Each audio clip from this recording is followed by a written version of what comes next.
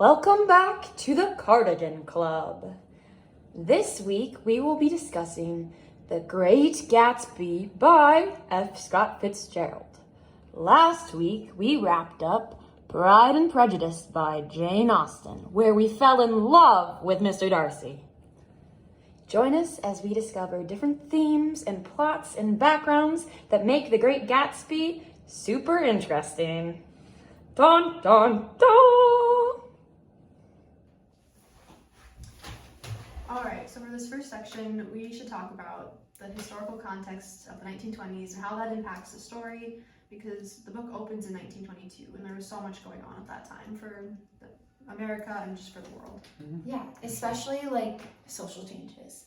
2 amendments were passed in the 1920s. The 18th and the 19th Amendment were passed.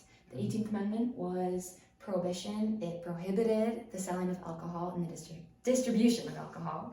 And then the 19th Amendment, which allowed women to vote in the U.S. Yeah. And during this time, there was like a lot of like stock market was going up, which created like new money, and there were people that had old money, and that created like lots of barriers within the 1920s. Lots of cultural barriers were present, but also like new cultures were developing. Like the Harlem Renaissance in New York was occurring, and the Jazz Age with Louis Armstrong. For sure. And there was just like an overall rise in consumerism and involvement in like the economy, I would say. People were investing and they were earning higher wages, and factories were producing more, and so people were buying more and able to afford it. And also like the creation of like speakeasies where people could go and let loose and dance. For sure, like an increase in almost crime too, right? Yeah. With that Prohibition era, Yeah. we did see like the increase of bootlegging or selling and distributing alcohol illegally. The creation, or not creation, but really increased involvement of mafias, mob families, things of that nature, especially in large communities such as New York City. They were just so involved with everything. It was impossible to avoid. Yeah, and you can just see all of this in the book. Mm-hmm. F. Scott Fitzgerald does a great job of like, well, he wrote it in the 20s, so I Yeah. guess he brings Making all the that into it. characters just a little shady and like Yes. to fit the More than a little shady. yeah. Great. Yeah, I think that was good. Do you guys know what I heard? What? I heard Mr. Vinci didn't even read The Great Gatsby, and he got all of his information from the movie.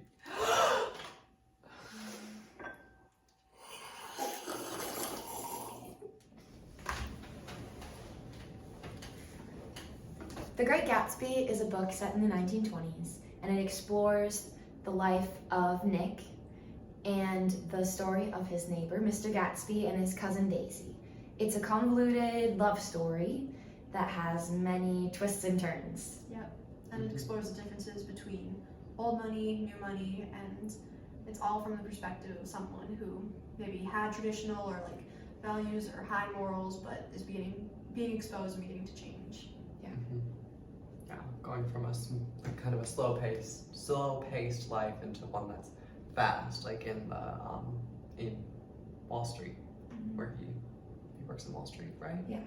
It compares themes of like East and West and the changes in the social culture from being slow and country to booming in Wall Street.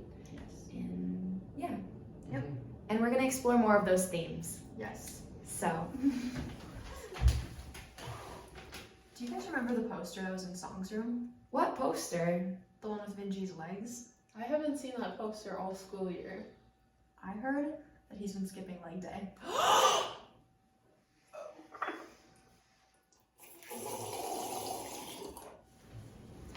Alright guys, let's discuss the characters.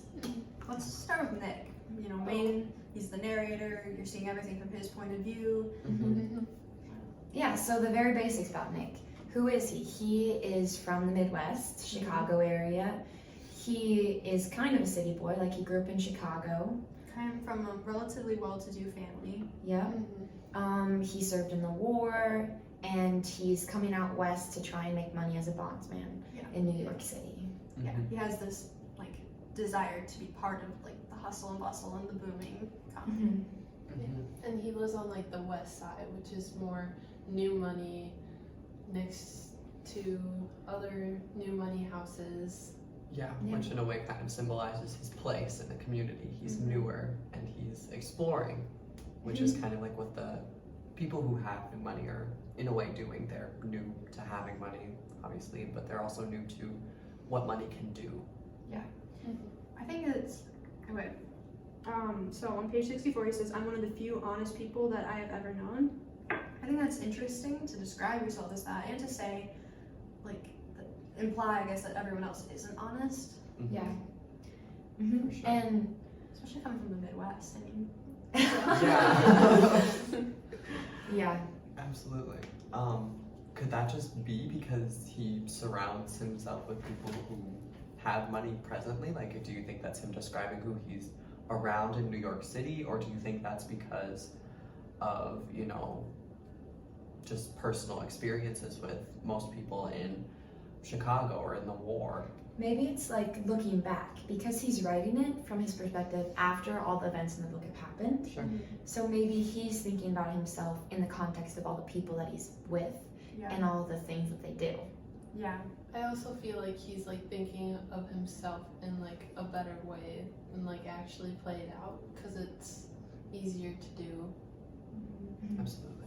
What kind of things did he do personally in the book that made you feel like he wasn't reliable? On page 51, it said I had taken 2 finger bowls of champagne and the scene had changed before my eyes into something significant, elemental, and profound, which conveys like how like his drinking during all this, like how it's definitely not reliable, like his view on what happens. The things he sees and how he understands them becomes like sugar-coated. It becomes like something different than normal. yeah. He starts drinking, or like he chooses to see something as fun rather than negative or immoral, and immediate, like, that's his opinion and something that's fact. Mhm. His emotions really impact how he sees everything in the book. Mhm. Because even his view of Gatsby changes so greatly. Like, Yeah. he goes from respecting and kind of like admiring him to not believing him, and then to like loving and missing him Mhm. almost. Yeah. Like by the end of the book, I liked Gatsby. In Yeah. the beginning, I really didn't. Yeah. For sure. Yeah. And I feel like I didn't entirely like Nick because he was so like washy, like Wishy-washy. Like Wishy-washy. inconsistent. Mhm. Yeah, for sure. Who's Nick's- next? I think Daisy, Nick's cousin, should go next. Yeah. Try to get the family Yes. members out of the way. Yeah. Okay, so let's do the basics about Daisy. Daisy grew up in Chicago, Old money. old Mhm. money, rich. Or did she grow up in Chicago? Did she grow up in Louisiana? I thought it. Louisville? Yeah. Mhm. That's what they. I don't Yeah. remember. It was. I just remember the her saying, "Oh, how I miss it there." I'm pretty sure she grew up probably down in Louisiana part-time, and then had some family in Chicago too. Yeah, and they lived in Chicago briefly. Yeah. She's very pretty, very like light, Small. but like and like light and like, oh, she's just a pleasure to have around. She's such a good energy, but like Yeah. Like on the quote on page 13, it says, "She laughed again, as if she had something very witty, as if she had said something very witty, and held my hand for a moment, looking up into my face, promising that there was no one in the world she so much wanted to see."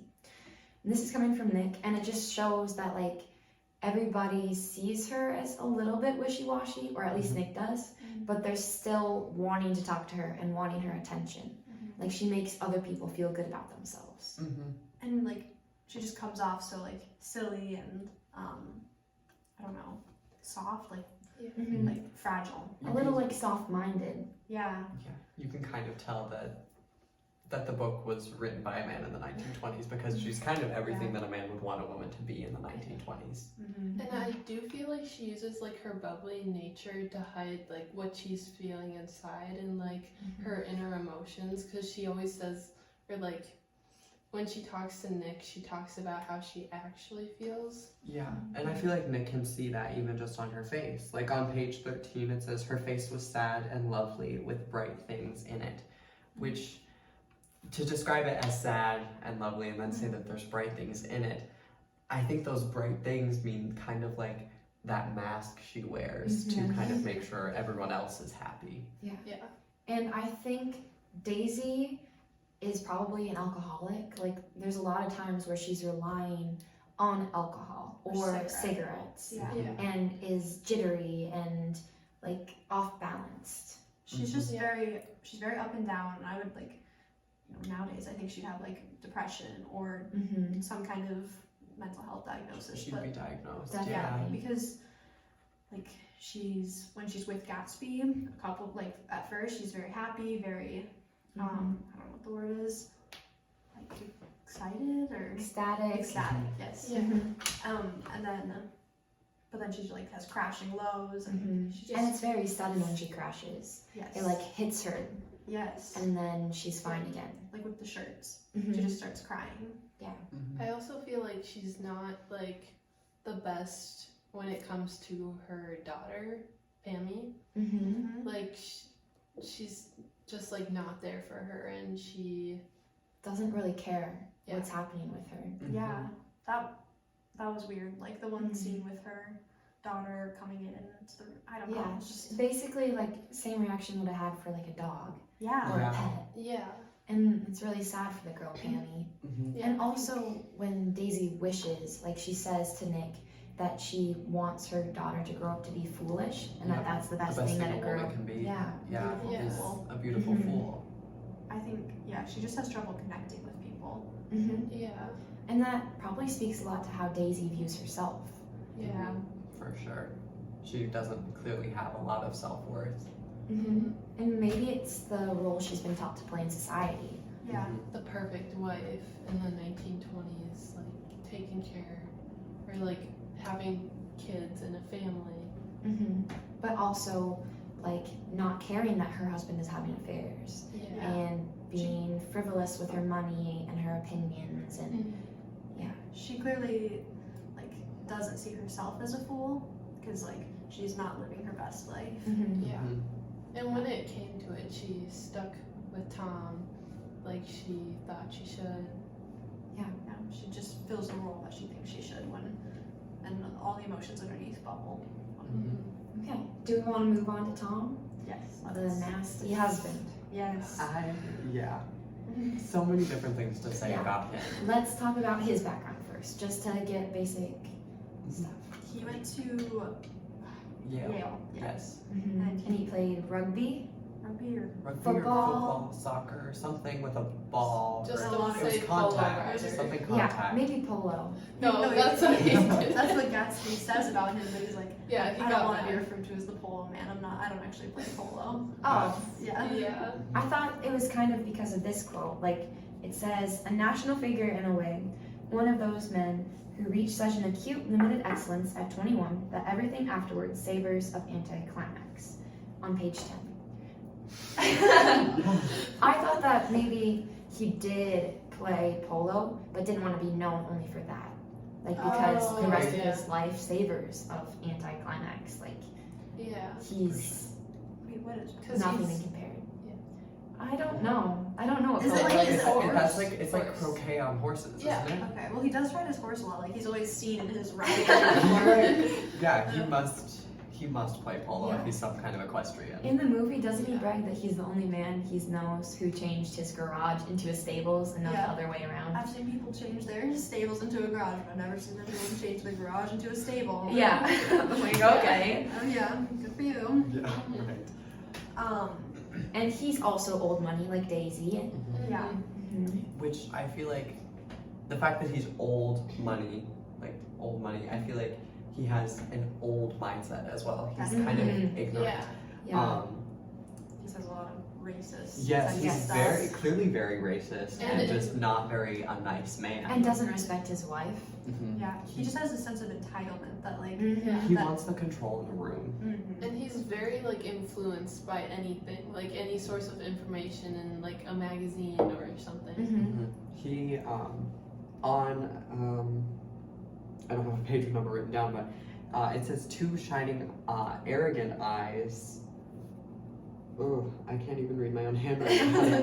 Had established dominance over his face, Mm-hmm. and in the appearance always leaning aggressively forward. Yeah. Yeah. So not only does he have these old-fashioned opinions that are harsh and cruel sometimes, Mhm. but he also is like built harsh and cruel Yeah. and Yeah. A brute. dominating, like you Yeah. said in the Yes. quote. Yeah, you get what you see. Mhm. Very And much. we know he is very much that, especially by the scene where he, smacks Myrtle in the face. Yeah, breaks her nose or whatever. Yeah. That was really interesting because he was like, if you hadn't had all the context of everything else going on, you might think he was defending Daisy because Myrtle was saying like, I can say her name if I want, Daisy, Daisy, Daisy, and then he slapped her. But it's like, Do you think he's just kind of like insecure with the fact that he's with Daisy? Or does it show that he still loves Daisy? Yeah. he just wants those two worlds to remain separate. He wants to be able to have like this party, I can do whatever I want, like Mm-hmm. kind of And then That go was- back to the picture perfect wife. Yeah. and- Yeah. how Stability. he sees himself actually with Daisy. Yeah. Like Daisy fits his image. Yeah. Mhm. Okay. Well, we brought up Myrtle. Do we want to move on to her? Yeah. We could, let's- yeah. She's I can't understand her, like Mm-hmm. I mean, Yeah. just Let's- like some background on Yeah. her. yeah. I mean, she's married to a business owner. Yeah. He owns a garage in the Valley of Ashes, which is Mhm. like the garbage heap outside of New York City. He is a little slow-minded. Doesn't realize that she's going behind his back all these times and having an affair with Tom. Yeah. She is a little older, like 40s maybe, Okay. Yeah. compared to like Daisy, Mhm. but she's, I don't know. She kind of has that mindset of like Yeah. someone who would be Daisy's age. Yeah. Yeah. She's kind of a cougar. Yeah. I don't know, that's how I see her. Yeah. Yeah. absolutely. I think she just is so unhappy with her life in the Valley of Ashes, like working in a garage, and it's just Yeah. Tom is an escape from that. It could have been anyone. Mhm. It's not Yeah. actually Tom she's in love with, it's the life that he offers. Yeah. Mm-hmm. Yeah. I feel like that's a good way to sum up her whole character in the book. Yeah, for sure. Mhm. Who's next? Yeah. Jordan, did we talk about her yet? Let's talk haven't. about her. Let's see. So she's been a favorite. We've been talking about the book. Yeah. Yes. Yeah. She's strong, kind of aloof, but she's ahead of her times. She's Yeah.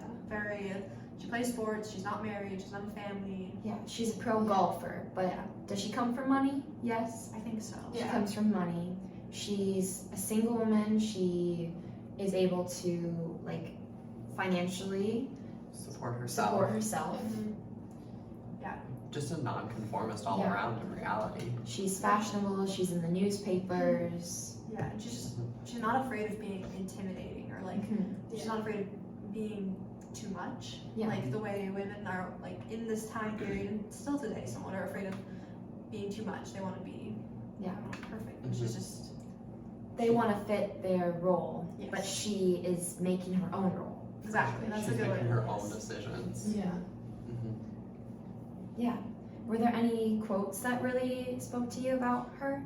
Well, this one kind of, I think, is a good way to describe how other people view her. It says on page 15, her gray, sun-strained eyes looked back at me with polite, reciprocal curiosity out of a wan, charming, discontented face. Mm-hmm. And it's just, It just shows her again as like a beautiful, poised person who's able to like show control and like self-possession. Mhm. Yeah. But like on the flip side of that, on page 63, it says that she was incurably dishonest, Mhm. which is like Nick's view on her. Yeah. Which, like we were talking about earlier, could just be Nick being insecure. Yeah. Like, Yeah. was she Mhm. really being, I mean, it's possible that she could be being dishonest, but Yeah. was he just looking for an excuse to look Mhm. down on her? Mhm. Yeah. A little bit that's the position she's been put in too. Like if she's, like you said, making her own role and she can't really, there's no room for mistakes. So if she makes a mistake, she feels like she has to cover it up. And, Mm-hmm. yeah. Yeah. And have we talked about Mr. Gatsby? We No, I think haven't. that's I the think Oh, it's the our last elephant in the one. room, Mr. Yeah. Gatsby. Yes. Okay, so the background on Gatsby. He was dirt poor. Yeah. Yep. Viewed himself kind of as like, I think God's child is the word that's used. Yeah. Yeah. Mhm. And he just felt like he had this greater destiny for himself. So Mm-hmm. he went out, explored the world, met Daisy, and I think that kind of like, Yeah. that was almost like a setback for him. You know, he was Yeah. realized like I don't need to be the best. I just need Daisy. Mm-hmm. And so his whole life became that. Yeah. And he also met old Dan, who had a lot of money and taught him how to act like a rich person Old Mhm. sport. and be Yeah. Yes. charismatic. Yeah. Yeah. Yeah. Mm-hmm. Yes. I mean, it's kind of interesting how he chooses to hide it all. Mhm. I mean, in reality, it does make sense to kind of hide your past of being that poor farmer from the Yeah. Midwest. Yeah. But, I mean, I think this is just because of how we are in today's standards. We all want to, say that we've come Mhm. from this. Mm-hmm. But he wanted to just be kind of mysterious and You know not really let people know. He didn't want to be tied down by the social norms and opinions of the Mhm. age. Like, he just wanted to be on the same level as Daisy, I think. Like, Yeah. to be able to pretend he was old money, to have less of a barrier between them. And Yeah. his past would have separated them Mhm. from that. He wanted And to I- seem like someone to other people. Yeah. And I feel like people already look down to him due to being old or new money. Mhm. So like if he would show his past and it'd show that he never had like any money, Mhm. and then they'd look down on him even more. I feel like. Yeah. Yeah, absolutely. Yeah, I think we should probably bring up the other side of him. He was a Mhm. criminal. Yeah. Yes. The bootlegging, I don't even think that's that bad. I think he was doing something else with like bonds and Mhm. scammy. I don't Yeah. know what it was. We never really found out. Yeah, But it could have been a lot of things, but Yeah. I mean, He could have been part of a mob, like we discussed in the Yeah. background. Uh-huh. he was friends with what's his name? Wolsheim. Wolsheim. Yes. Mm-hmm. Yeah. Yeah. Seemed kind of shady. Yeah. and like it makes me wonder at least where those rumors came from. The ones that you hear at all the parties Killed that him. he killed Yeah. someone Yeah. or that he did this and that. Mm-hmm. It's like those had to have come from somewhere, from someone, from something. Mm-hmm. Yeah. You know. And then, at like when they revealed like when Gatsby made Daisy tell everyone that Daisy loved Gatsby and not Tom, Uh-huh. then like Gatsby like lashed out and they said that Nick said that he looked like he had the eyes of someone that killed a man. Yeah. Mhm. Yeah. Mhm. Mm-hmm. Are there any other quotes that stood out to you about Gatsby and his lifestyle? I have one, page 151. He spoke as if Daisy's reaction was the only thing that mattered, and I do think that really sums him up as Mhm. a person. Is it all came down to Daisy for him, and that wasn't necessarily a good thing. He really wanted control, and he wanted things to be perfect, but you have to rewrite history. But he did really love Daisy, I think. Yeah. Mm-hmm. For sure.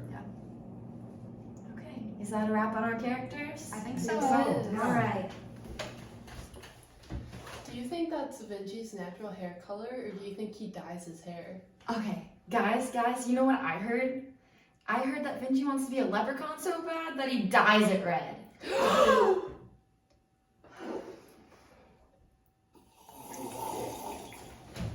Okay, let's talk about symbolism within The Great Gatsby. There's so much. I- And it's- So much symbolism. And I feel like it's used in so many different ways. Some of it's foreshadowing and some of it's like hints towards the theme. There's so much and it can be used in so many different ways. Let's start with the most obvious object, the green light. Yes. Mhm. Yes. It's introduced to us in the very beginning when Nick sees Mr. Gatsby out in the dark, sort of reaching towards the green light across the water. What do we think is important about this moment? I It mean, shows his desire, and like it's the first time Nick sees that, and just him and like the In, want for something that like, he can the have. dark moments, this is Gatsby. Like when nobody else is watching him, this is like his deepest dark desire is for her. Yeah, Yeah. because Daisy is the green light. Yeah. in Yeah. his mind. Mm-hmm. Like not for everyone, the green light is something different for each person. Yeah. Absolutely. And like, it just kind of allows us to see that moment of vulnerability within Gatsby. Yeah. Like you want what you can't have. He can't reach the green light. It's so close, but it's so far away, just across the water. Yeah. I think Nick even says like he almost introduced himself, but it just felt like a moment he shouldn't intrude on because it was so private, so personal. Yeah. Okay. The second object we should talk about is the car.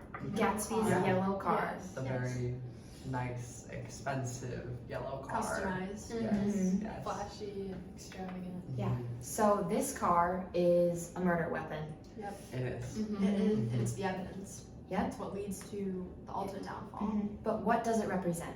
We know this car was used to kill Myrtle, and Daisy was driving when that happened, and then Gatsby cleans it up. So what does this car represent to the underlying theme of the book? In a way, it kind of symbolizes their relationship. You know, the car, it was great throughout the book. It kind of was Gatsby's hope that he would someday convince Daisy to leave Tom. But, you know, towards the end, Daisy said that she wanted to stay with Tom. She wanted to stay with stability. And so when she's driving the car and hits Myrtle and damages the car, it damages that hope that Gatsby had for their relationship. Like the car's well-being goes along with their relationship. Yeah. For sure. Yeah, definitely. And the fact that she's the one who crashes it, like, Yeah. that's very symbolic. I And think. he's trying to clean it up and make it look better Yes. and make it not noticeable, trying to go back, but he can't, and Daisy's gone. She's not there anymore. Because Gatsby is like constantly trying to go back in time and go back to a specific time, but you can't because it's too damaged to go back. Yeah. Okay, and then let's move on to the pool, Yes. where the other death occurs. Yes.